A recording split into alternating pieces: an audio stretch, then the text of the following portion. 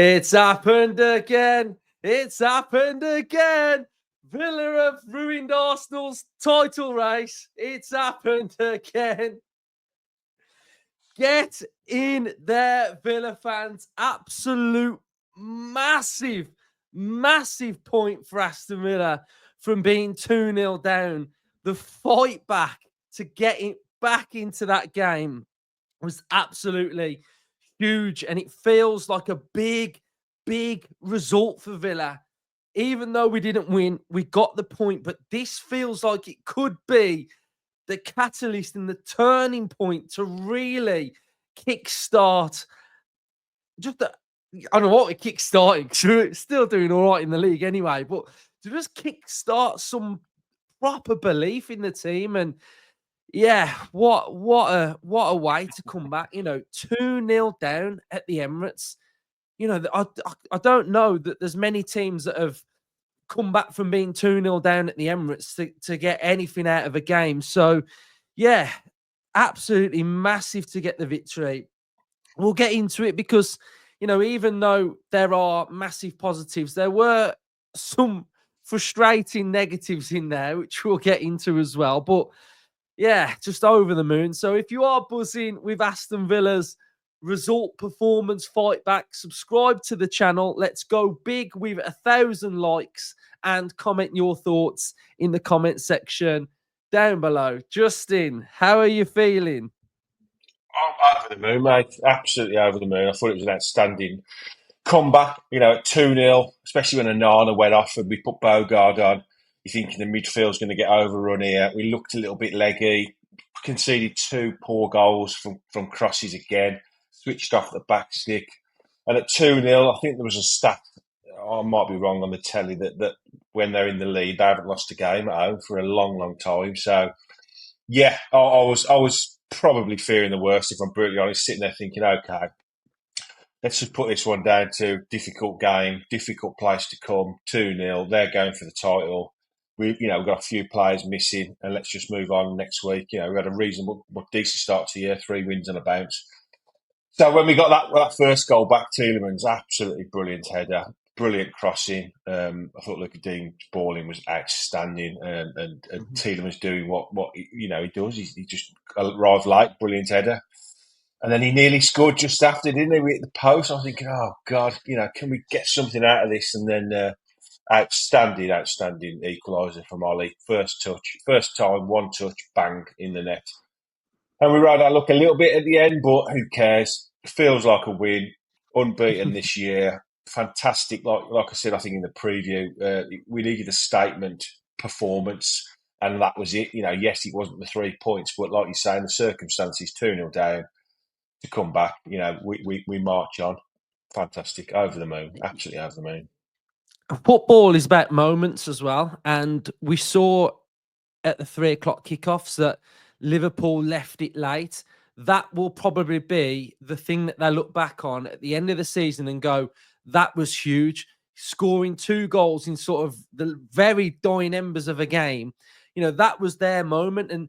And this feels just big to look back on and progress from. And it's a big moment because we've shown a lot to come back into that game against a very good team. They're so good at home, and I just think for us to be able to believe that we can get back into it, but also have quality. And I've got to say, Ollie Watkins was absolutely magnificent in that game.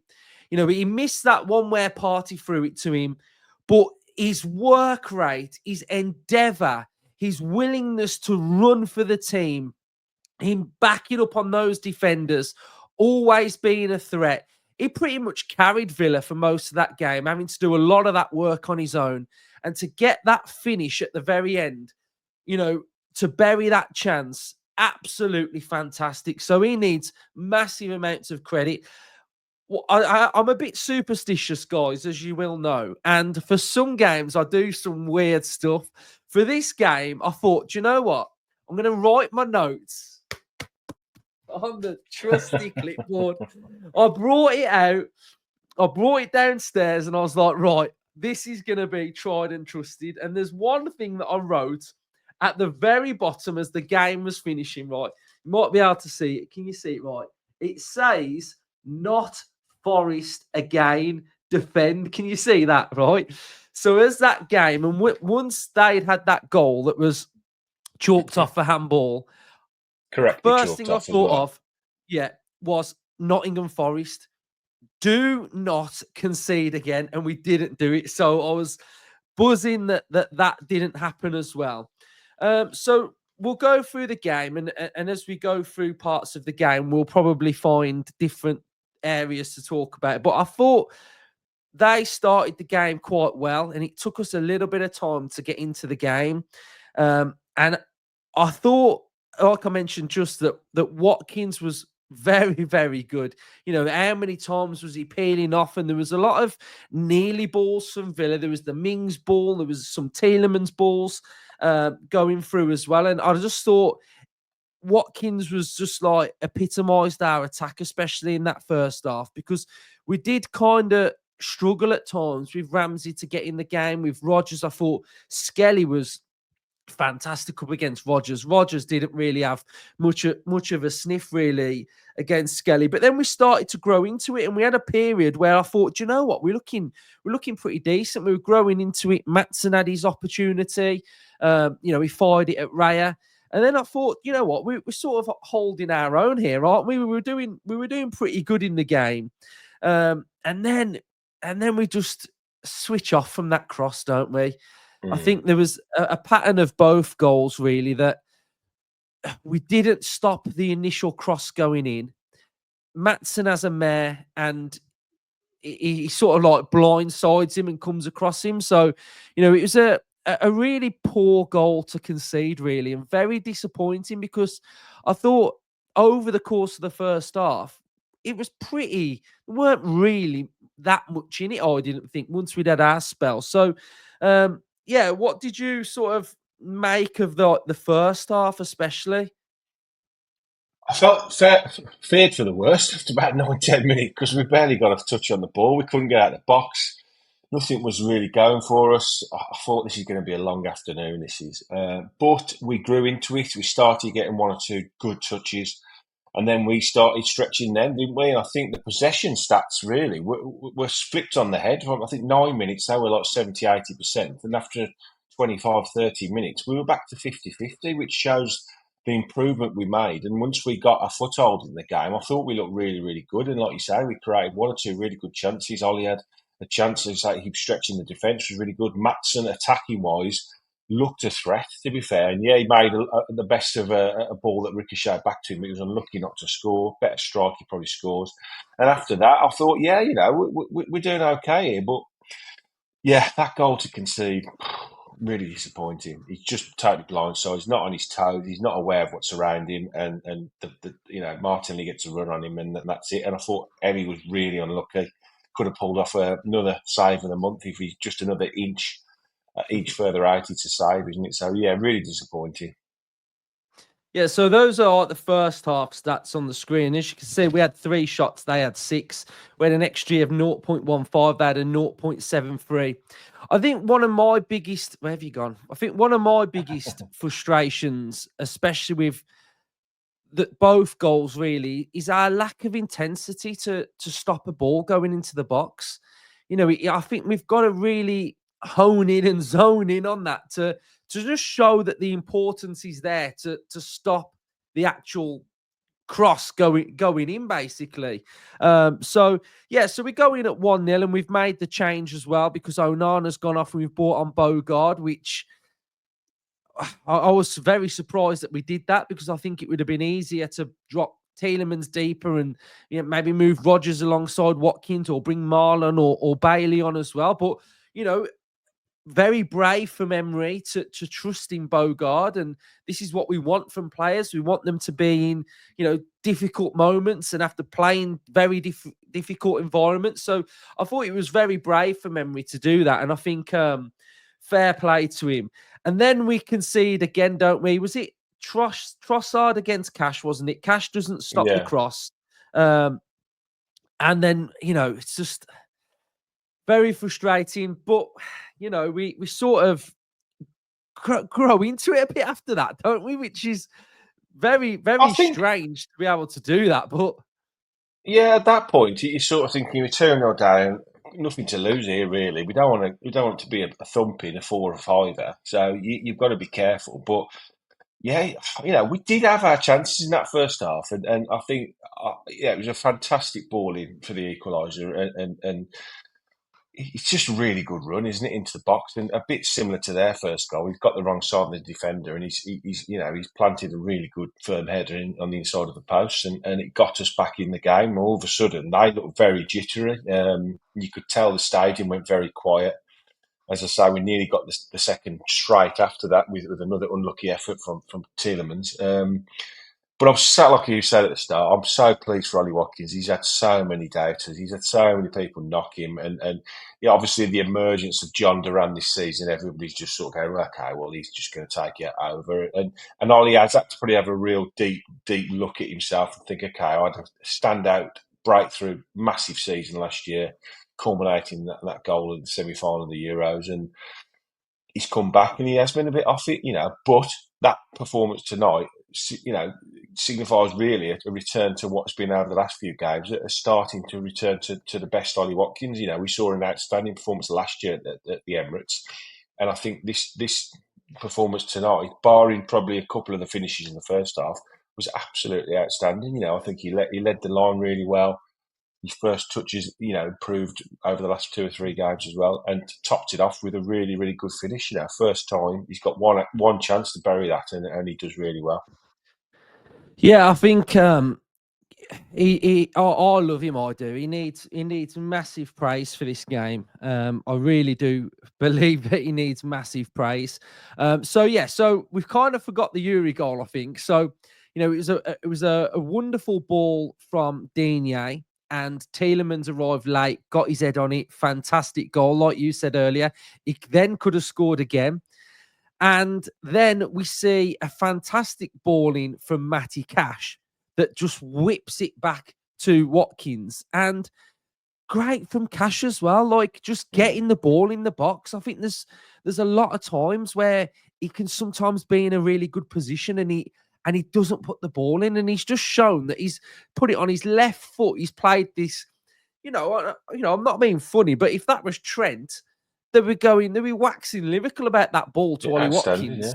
yeah. So it's fantastic. And then Bogard out of nowhere, do you know what I mean? Towards the end of the game, edge of the box. The first Imagine time if we he gets see the winner. Oh, I was just thinking what I'd have done if he'd have I thought, scored. I thought, But I honestly thought Raya had fumbled it in because he made a yeah, right hash of it, didn't he? So I thought, God, if he scores that, that's unbelievable.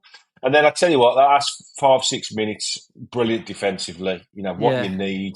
Backs against the wall. They were Bodies, coming at us bodies on the like a line. train. Yeah, throw bodies on the line. One other thing I will say about the game, I thought the ref was absolutely dreadful. Yeah.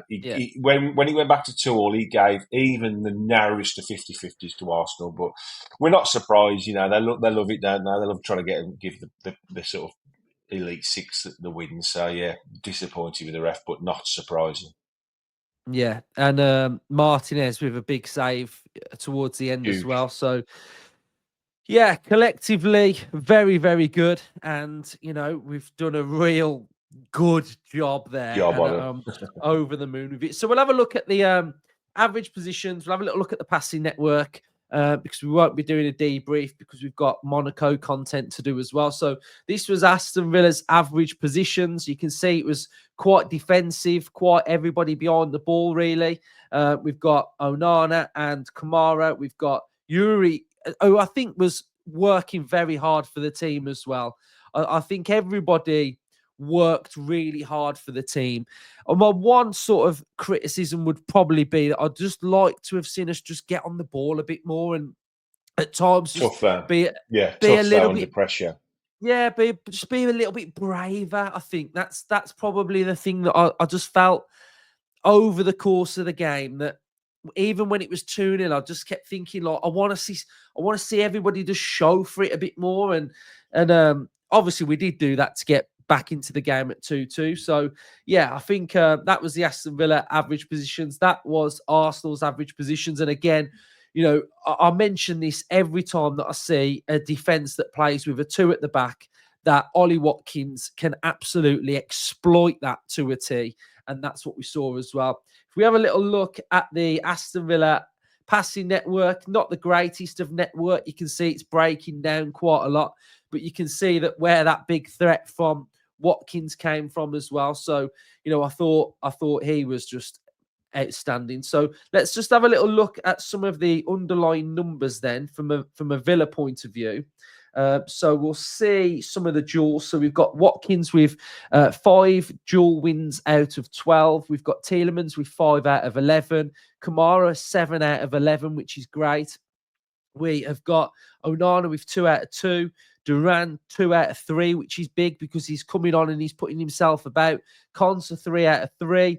Ramsey 9 out of 7, which he's not good. He's won none of his 7 duels, and he's won none of his 2 aerial duels as well. Rodgers has won 3 out of his 15 duels, which again is not the greatest either. So I think that's probably where I'm sort of saying I want to see him just show a little bit more, I think. So some of the passing stats then. So Martinez, 63%. I think that's because he's been going long quite a lot. We've got Bogard with 100% passing accuracy. He's won 4 of his 4 ground duels, and he's won 4 of 7 duels, but he won none of his 3 aerial duels. We have got Onana, who had 100% passing accuracy. We've got Konsa with 82%, Ramsey 83%, Rodgers 50% passing accuracy. So those are some of the underlying numbers within this game. But yeah, just buzzing really. What do you think this is going to do to the squad now, Justin? I think it give a lot of confidence, isn't it? It's probably one of our toughest games left of the season, and we've gone there with a depleted squad. Injuries, another injury in the game. Massive, I will say, massive respect to Bogard. What a place to come on and have to do that job, and he did it really, really well. He never looked overawed. He sat in there, as his numbers have said. He'd never give the ball away. He looks better in there than he does at right back, if I'm honest. I think that's his more natural position. But overall, I think they'll all be absolutely buzzing for this. We're going to a really important game on Tuesday night, Champions League, and then we've got a couple of 3 really winnable league games coming up. So we've put ourselves once again in a very, very good position for the next couple of 3 months. Yeah, and I think Maatsen will probably know that he needs to improve that defensive side of his game as well. And that little look back and have a look, he will be fully aware of why he probably came off in the first half. So, but then again, testament to the squad, a player's come off the bench and had a massive impact on the game, Digne. And that is what we want from a squad. If someone's not performing, then someone has to come on and change it. And I think Rodgers has been speaking about this, especially about Watkins as well. And he was sort of talking about Watkins' numbers, and he was sort of saying, like, if Watkins doesn't score, but Duran does score, it doesn't matter. Like, it really doesn't matter. And it's so true that, if Maatsen has had a bit of a mare, but Digne has come on and put on an assist, then that's beauty of our squad. That's why we've got, and we are building a very competitive squad with all of the signings that we do make as well. So Villa fans, share your thoughts. We're absolutely buzzing. And do you know what? I'll end it on fair play to Unai Emery and fair play to Emery Martinez, because the bigger people prosper, don't they? The bigger people always come out and prosper. Did you hear the chant of what were they singing? Something about "You're not one of our own" to Martinez or something, something like that. And to be fair, if there's one like insufferable fan base, it's probably Arsenal. So I'm so happy. I'm so happy that we're that team that are able to sort of every single season just end that title charge. So until next time, lads, up the Villa. Up the Villa.